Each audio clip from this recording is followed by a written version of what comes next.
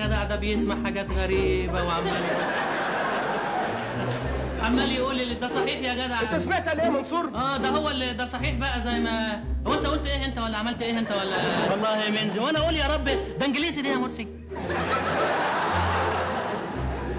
لا لا لا بصراحه يا جدعان انا خايف. ما تكونش خايف تطلع عليك الحراميه تاخد الالماظ اللي في جيبك. الجاز اللي هيخطفونا دول يطلبوا من اهلنا في دي. ايه دي؟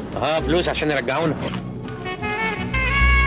انا مستعد بعد الاكله دي اكل قتيل وامشي بجنازته. لا اكل ولا سلخ، احنا هنشتغل. المهم هنكسب فلوس.